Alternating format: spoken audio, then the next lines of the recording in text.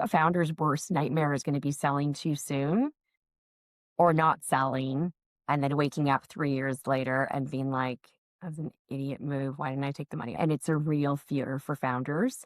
And I think as an investor, you win some, you lose Yeah. some. For a Yeah. founder, this is it. That's so There true. is no other alternative, right? Like, There is no alternative. Exactly. this is it. Exactly. This is game time. This is Yeah. their shot. Welcome to There Is No Alternative, a podcast about entrepreneurship where I talk to founders, investors, and experts in the consumer world. I'm Tina Bou-Saba, founder of CXT Investments, where I invest in consumer brands and technology. Today, we are joined by Manica Blain, investor and advisor at Top Knot Ventures. Manica and I are going to talk about early stage consumer investing, working side by side with founders, and what it takes to build and invest in great brands. I'm so excited to have Manica as a guest. Manica, welcome. Thank you so much for joining me today. Thank you so much for having me. I'm so excited to be here. I've been listening to your podcast since it launched. I love Thank it. I you. feel like not enough people give you your flowers, but you are one of the most thoughtful, Oh, generous people in our industry. And I was so delighted to be invited on. So I'm happy to be oh here. my goodness. Well, thank you so much. I really, really appreciate it. I feel the same way about you. This is just like this love fest. I love it. I love it. All right. Now, where are you today? In Vancouver. I am in a cloudy, rainy Vancouver today. Okay, great. And we're gonna do one quick warm-up question, which is, what did you have for breakfast this morning?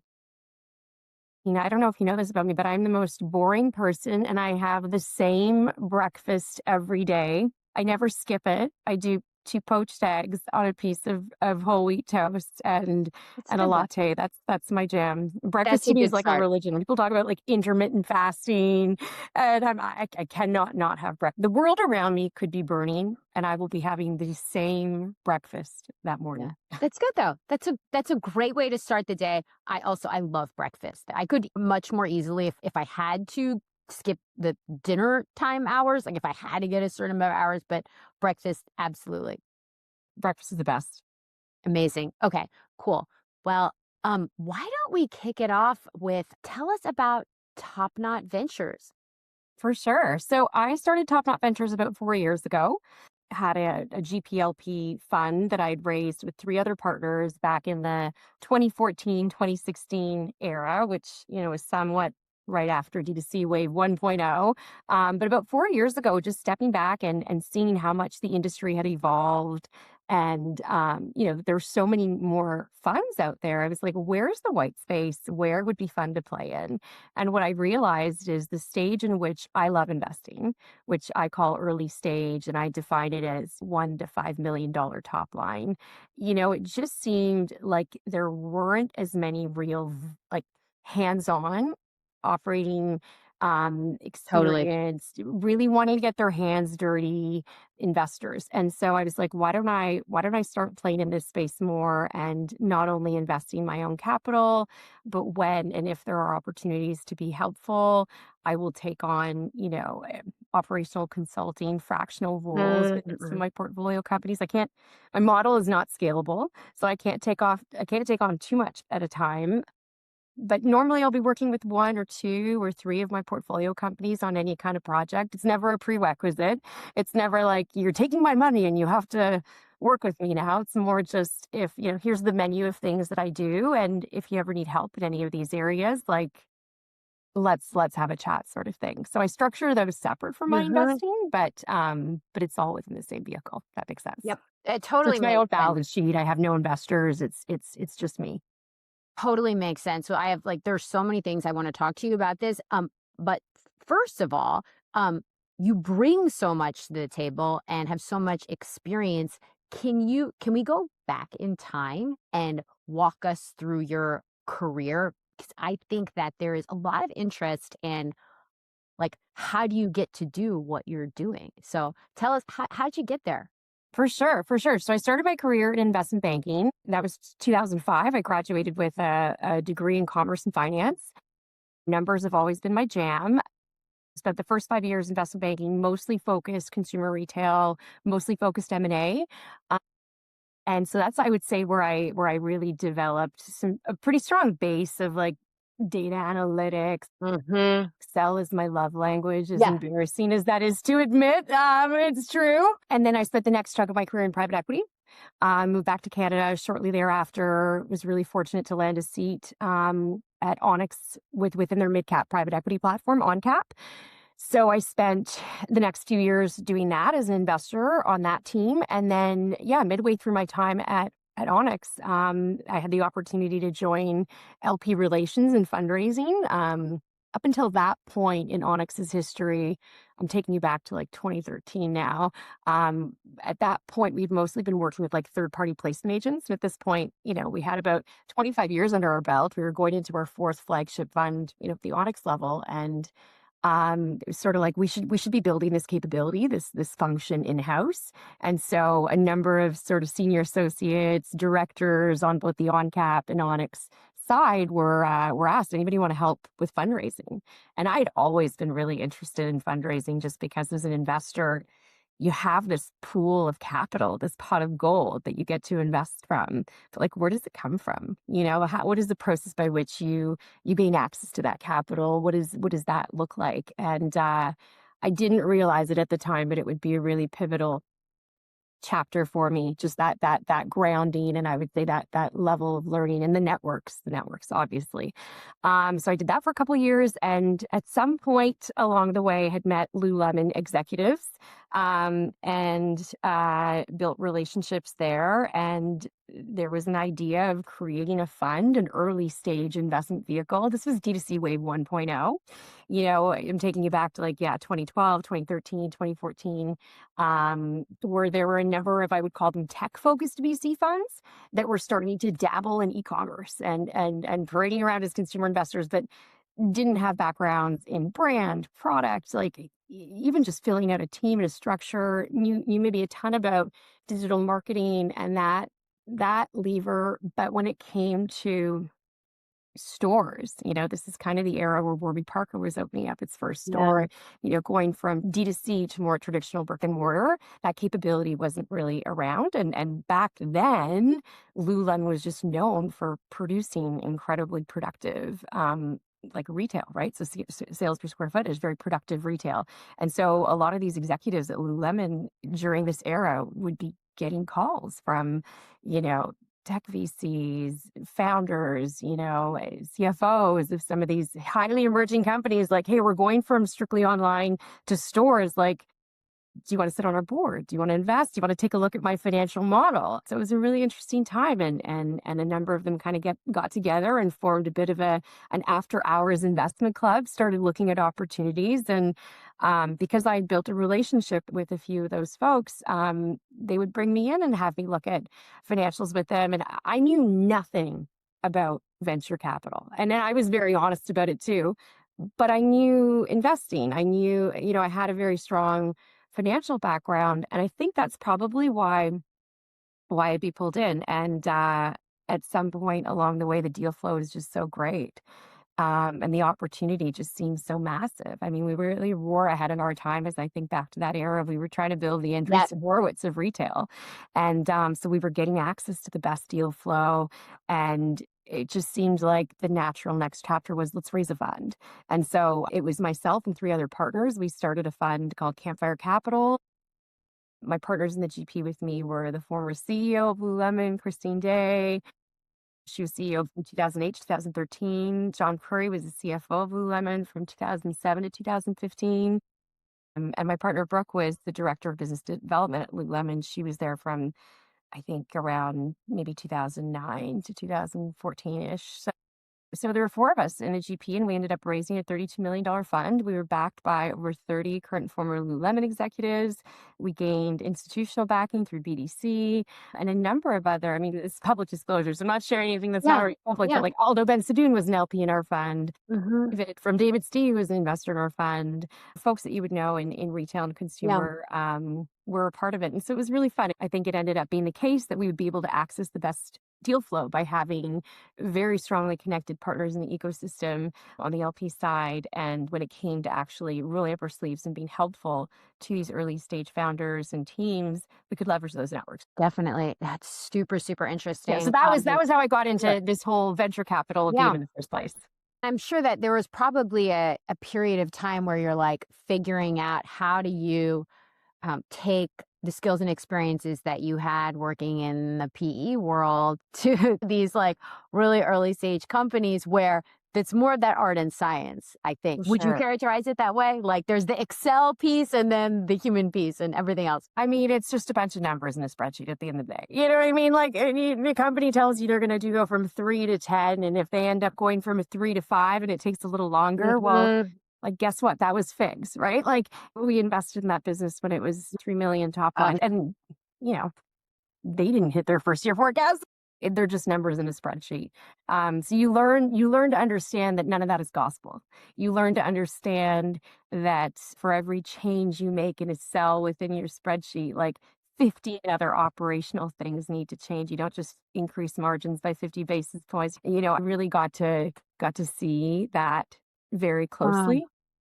That's such a good point. You're making a great point. So it's super interesting because you came from this very institutional banking, private equity type of background and now are working with early stage companies and you've made that leap like incredibly successfully. And I mean, we'll talk more about this, but you have such a great reputation working with founders. I think for some people coming from the private equity type of setting into earlier stage can be a really bumpy transition because for exactly like what you're saying, all of a sudden the forecast, it who's going to do it, right? Like you got to like who's going to, you got to execute it. You know what I mean? And it's so different when you're just a lot more removed from things in that like more institutional private equity type of setting. For sure. And on the institutional side, look in private equity, especially in the on-cap days, I don't know if it's different now. We go into management meetings, board meetings quarterly, and the first thing we'd say is like, we're not the operators. Like we Right. never were Yes. operators. Like I think the best private equity professionals are not operators, right? Um, Yeah. they can be leveraged in other ways. Yeah. But yeah, so I would say those early days were very much bridging that gap. And I was really green. I mean, Tina, I'd never made an angel investment. Like you think about people that start funds, like, you look at your track record and some people I really respect in the industry, they have a whole career of angel investing and playing that role. And I mean, for me, like I just didn't know what I didn't know.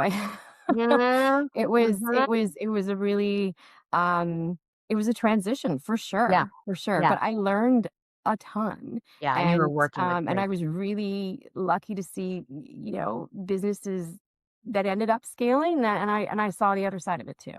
Yep, yep, and that's all the learnings, right? For sure. Definitely can relate to that. Okay, so at some point then you decided to start working on Top Knot. So first of all, where did the name come from?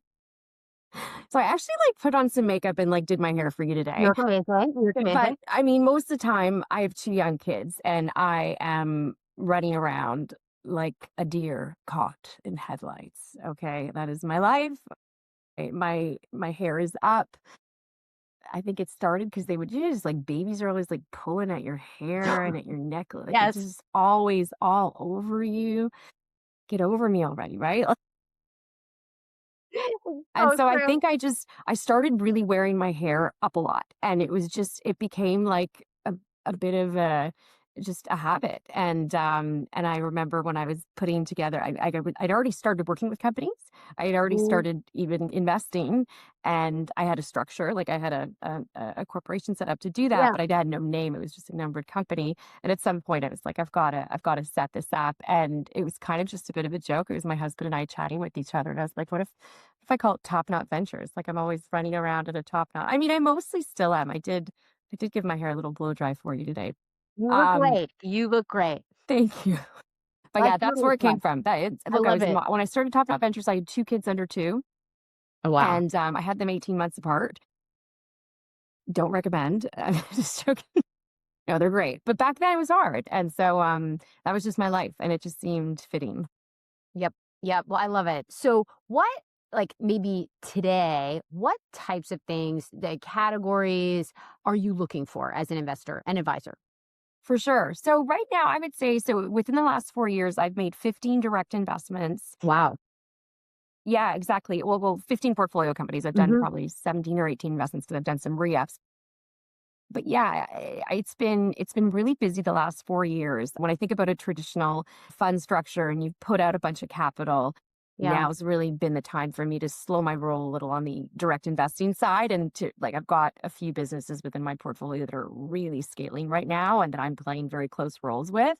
So I'm still looking at active investments, but I think part of the reason I've slowed my roll as well on the new investing side is that I just had my first exit in October of last year. And that one exit That's returned two great. times everything I deployed over that That's 4 year great. period. And it was a company in which I played a very active role. I was practically like a fractional CFO. I was very, very close to that business. And I think the exit showed me that yes, it's fun writing checks, and I'm still going to. My goal is to write maybe 2 more checks this year into new companies and get to what I'm Hmm. looking for. But I've also really decided that I think in order to do like to walk the walk, like I've got to really lean in and support some of these businesses because I can see how helpful I can be in certain instances as a business is scaling, and I would rather not take my eye off of that prize by chasing the next shiny thing, which happens all the time as an investor. We have like massive FOMO and ADD when it comes to focus, I think. Yeah, in terms of like what I am looking for, it's consumer. I've dabbled in a little bit of B2B tech. I've realized I don't really know it very well. It's hard for me to really underwrite, but I know brand, I know consumer. I've been really focused on community, that intersection of community and content and product like that. That's been very clear to me through the businesses in my portfolio that have scaled, or that are scaling. So I'm looking, not going to say I'm just focused on beauty today or just another subsegment. I will look at anything and everything consumer. I tend to find that I'm more helpful within the category of beauty right now. I think just because I'm so heavily steeped in it. Yeah. Out of my 15 portfolio company investments, 9 of them are beauty, right? Oh, So wow. I'm Okay. pretty over index, and 7 of them are brands, 2 are B2B platforms that service beauty brands. Hmm. But it's just it seems to be a category in which I've developed a strong network. I'm Yeah. continuing to develop a strong network. Um, but yeah, I would say in terms of what I look for, it's a business that's doing between $1 and $5 million top line. I'm really focused on. I've always been focused on loyalty, and it seems like the market's finally caught up, which is great. Hmm. I've always been obsessed by the numbers in terms of like the loyalty and the underlying when I think about when I'm underwriting or looking at an investment, like I often will ask myself, if this brand ceased to exist tomorrow, what would the customer say? Do you That's know a what I mean? good It's a weird point. question, but Definitely. I ask it, because it's very telling in terms of like as I'm digging through and as I'm looking at numbers and retention and loyalty, like is this really a habit of a consumer? Is this something that a consumer, can't live without? The founder of the brand has developed such an affinity to their community that they've really carved out a place as a long-standing, forever brand, right, in the hearts of their consumers. So I really look at that closely. Never been really focused on it 4x last year, like it got to Mhm. $1 million in its first year. If anything, that scares me. Like I look for companies that take a while to figure out, product market fit, but when they nail it, they really, really understand it and they're ready to scale and they have that opportunity, whether it be through distribution or otherwise. So yeah, I would say those are the things I look very closely at. Yep. Okay. That totally makes sense. I wrote a Substack piece on this and I'll talk a But little bit about it because yeah. it took me a while to figure out that this was the lens through which I was looking. But it's a founder and through your interactions with them, through conversations with them, through getting to know them, through, just that exposure, sometimes I start to realize that this is a founder that can convince people to do things that they wouldn't normally do. Yes. And Yeah. I know that sounds borderline manipulative. I hear you though. I hear you.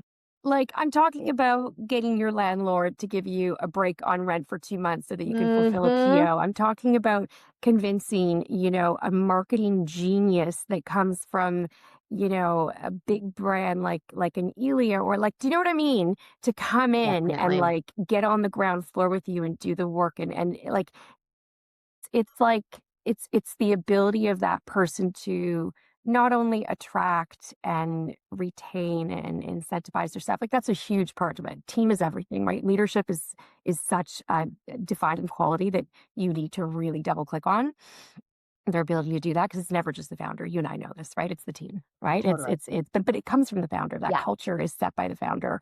Um, but it's just it's this ability. It's like drive infused with level of influence, and not like you have 10 million followers on Mm-hmm. Instagram. Like I'm like.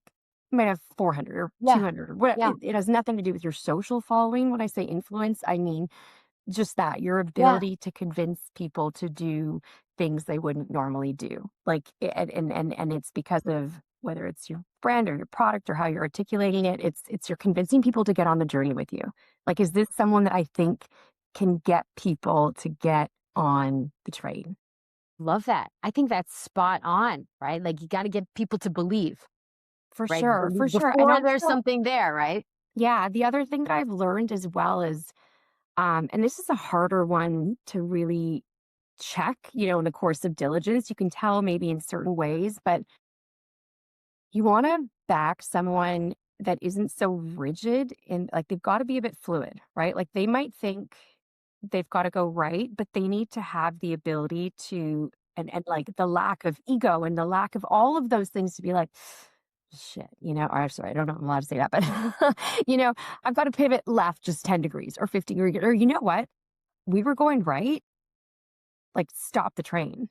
We gotta turn this around, go the other like, someone that is very able and committed to the journey of, like, admitting when they're wrong and not having any ego whatsoever about pivoting and changing. Like, that's and it's an interesting one to evaluate because on one hand, the drive and persistence would cause the person to keep going. Do you know what I mean? So there's sort of like two Yes. different sides of it where you want the founder to have both at the right time. And it's a Mm, really hard one. It's a really hard one to underwrite, but it's one where I look at the founders that I've backed that have been successful in scaling and monetizing their business and achieving mhm. an exit. They have those qualities. And so I try and look really carefully for like semblances of that. Not all of this is pattern recognition, you know that, but a lot of it kind of is sometimes, right? So it's trying to get to know a founder well enough. I mean, that's the other thing. I spend a lot of time with founders. I'm probably like your worst investor ever. Like when I get like people in my inbox wanting to build a relationship with me, I'm like, well, are you ready for this? Like, because it's going to take a while. Like it really does take me a while and the I hate to say this, but it's the truth.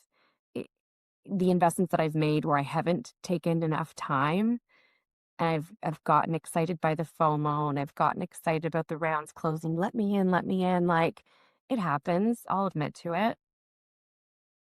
Those are the investments I regret making. I hear you. I hear you. I think the relationship piece is so important, and you do a great job of it, and also I think have a terrific intuition around strong founders. So congrats So on I'm that. also wrong a lot too, but I'm more right than I am wrong. Right. I think, hopefully. Yeah. Yeah. Well, that's all. That's all you need, right? That's the game. In the That's the early game. stage investment world. Oh, okay. So, maybe like one thing we could talk about. So, a few minutes ago, you were talking about having your first exit, and to the extent that you can discuss, it would be great to discuss your learnings from that process and what you think kind of went right for the company to get to that point. It's always hard to get things across the finish line. For sure. It is so hard. And I wrote a Substack piece on this as well. And like it's almost like a miracle needs to happen when M&A happens. Like when a deal actually crosses a finish line, it is truly this miraculous event. Yeah. So many things need to go right. I think what I learned, and I was very close to this process, it's the emotional side of it that for a founder can be really tricky. And there's the feeling of selling too soon and then thinking about how to structure the deal to make sure that you can balance that, whether it be via earnout, whether like there's a fabric to like making the dress stitch well. Like if that makes sense, it's a Mhm. weird analogy, but it's not just valuation. There's a real emotional piece to it. I think the worst thing, a founder's worst nightmare is going to be selling too soon or not selling and then waking up 3 years later and being like, "That was an idiot move. Why didn't I take the money?" Like, I've seen so many of column A and I've seen so many of column B, and it's a real fear for founders.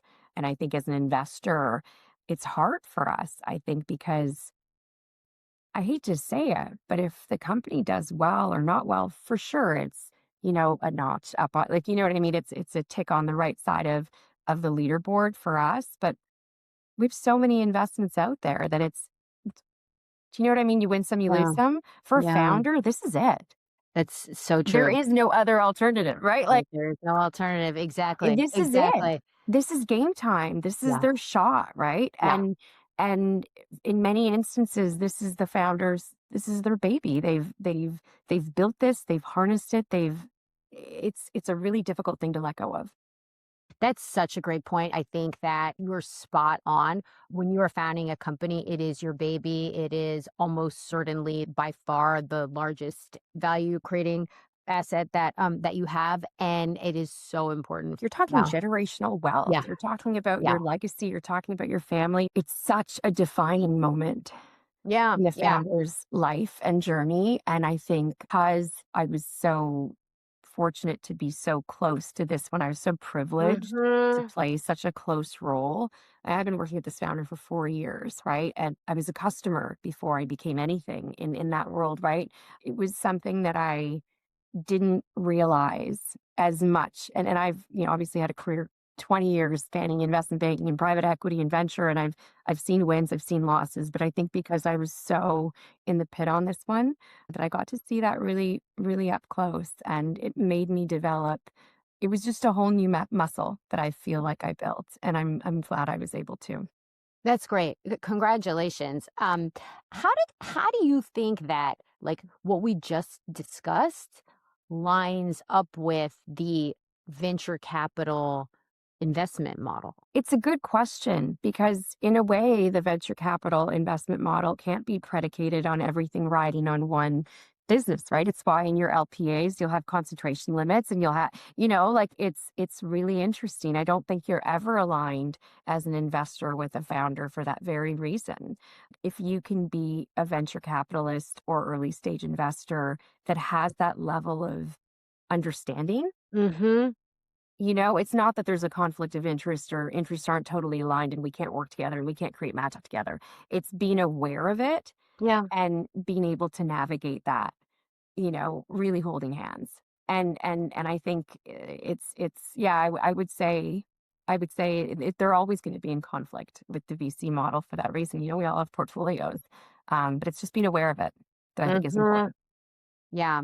Yeah, it's a super interesting thing. I mean, I think about this a lot and like even going back to something that you were saying in the beginning around, maybe you will invest, I think is maybe in two companies over in the rest of this year, which is probably more aligned with like the, number of investments that a growth equity firm or a middle market private equity firm would make, not as many as your typical venture capital firm.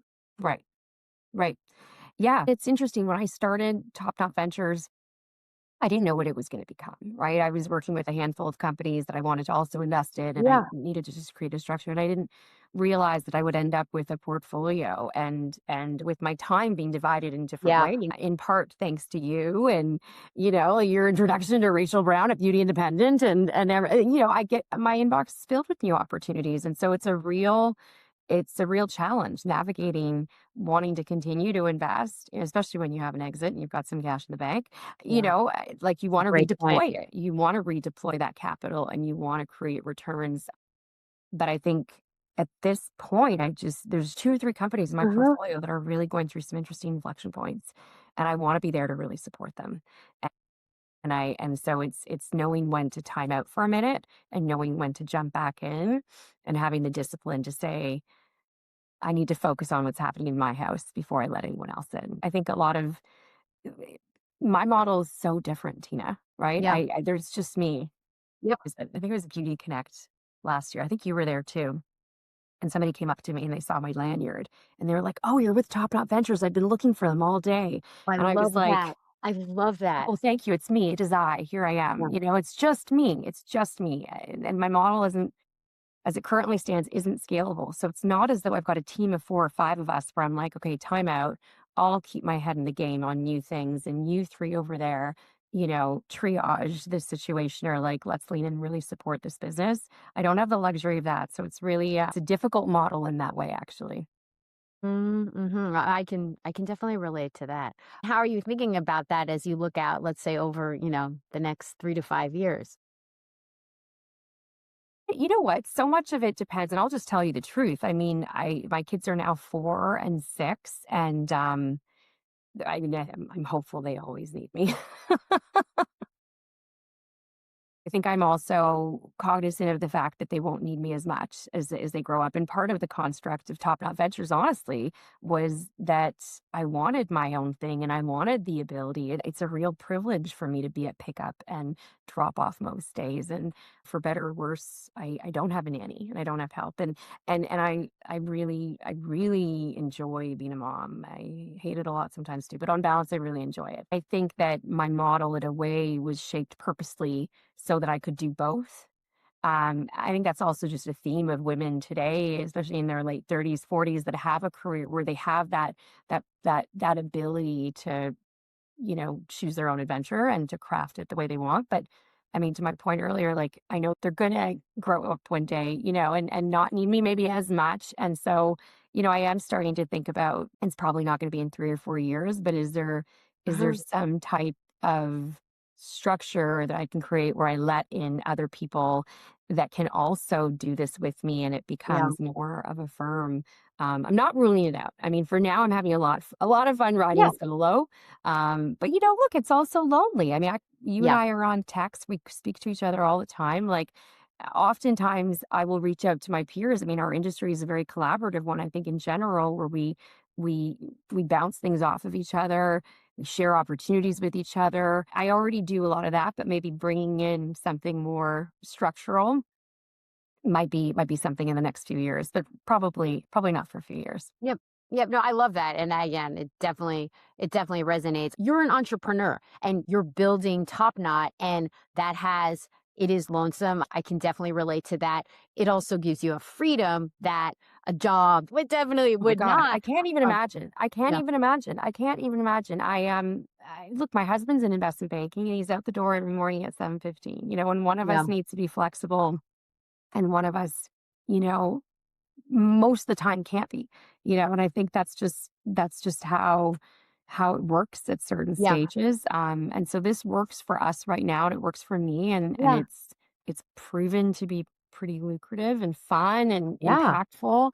Um, but we'll see in a few years. For sure. For sure. Well, like I always say, like I do some mentoring of MBAs, and I always remind people like careers are long, For sure. right? For And sure. it can evolve in different ways, right? Because you are an expert in your field, but how that evolves, who knows? Who knows? Yeah, and I'm open to it. I mean, that's the other thing. I do a fair bit of mentoring myself, and I tell people all the Yeah. time. I mean, in my first year of university, there was never venture capitalist up on my vision board or in my 10-year plan, or I don't even know what that meant. I mean, hell, when my partners at Campfire Capital are trying to recruit me into it, I still didn't know what it meant. It's like, you want me to do what? So be open, right? Yeah. Be open to the world, be open to possibilities, and always be a student, right? Always be Yeah. learning. And it's so tough to say what the future opportunity like. One thing I will say that I have been thinking a lot about, and actually there's one of my portfolio companies again that just is at this massive inflection point, and I play a very close role.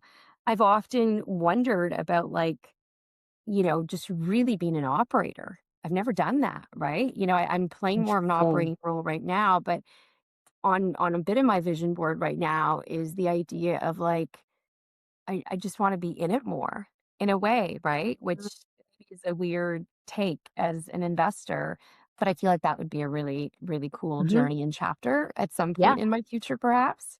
you'd be great at it. Oh, thanks. Well, I don't know. Let's see. You definitely would be. You definitely would be. Thank you. So, okay, like what keeps you up at night today as, as you look at your portfolio companies? You know what? We're in such a weird world right now.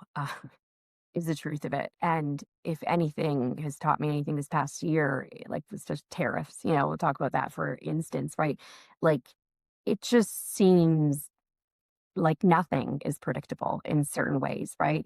Supply chains, and just with a lot of my portfolio companies that were really going to feel that, and then it not happening anymore, and then just the whiplash of what the past 12 months. So stuff like that keeps me up at night because you can only control what you can control. Right. And as a founder and as an investor, you go into something with a thesis, you have a plan. I think it's the unpredictability of the world that we live in. Are we going to war? Are we, like, what is happening? Do you Right. know what What I is mean? happening? Like, it's Yeah. just, I think I saw something on Instagram the other day where it was like coming into 2026. Then it was like they were showing a montage of, like, and then January happened, and then February happened, and then we're in March, and it was just like, whew, I feel like that meme of Ben Affleck outside of Dunkin' Donuts, like having a cigarette. You know the one I'm talking So about. true. So Anyway, I true. mean, yeah, like, we're living in a really unpredictable world, more unpredictable than I think it's ever been.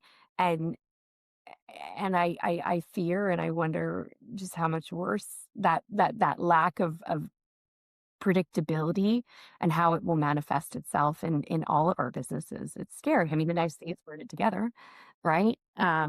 Yeah, But yeah, those macro level concerns do keep for me up at sure. night. Mhm. Yeah, definitely. Totally agree with you. Every day it's a new adventure.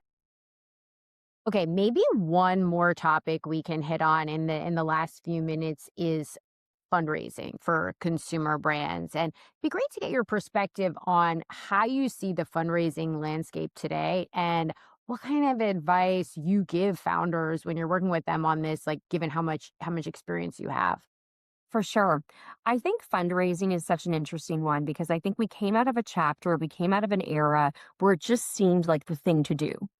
If you had something that was clicking, it's like now you go out on the road and get your deck and you start raising capital.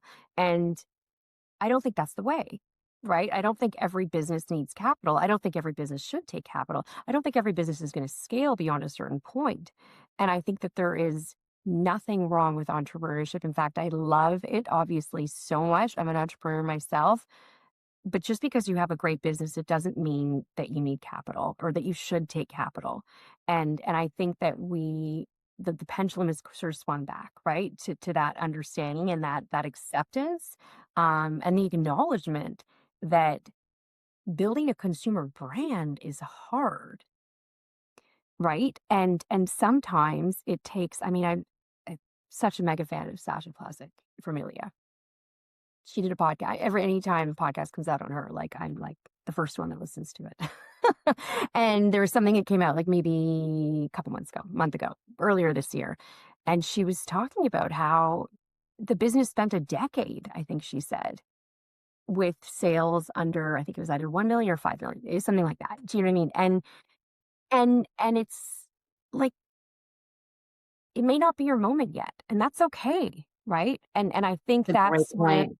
the advice that I try and share with founders, to be very thoughtful and to be very intentional about, A, if they should take capital, and then if yes, then when, and then if yes and when, then who?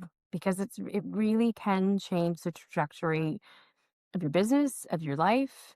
I think about, you know, the founder that had the exit, and just prior to that whole process being initiated, not process, receiving the LOI from the business that we were developing a relationship with that ended up being the ultimate acquirer. And before that happened, she was entertaining like growth equity rounds. And this business had been growing in such a Yeah. great way that we were navigating growth equity, private equity players taking interest in the business. And had we said yes to that, this may not have happened. Like, do you know what I mean? So it's just like, it's realizing that fundraising it's not going to define your success. In fact, in some cases, it may negate it, right? In terms of what, and this is the other thing that I ask founders to think about too, is like, what is your ultimate like goal?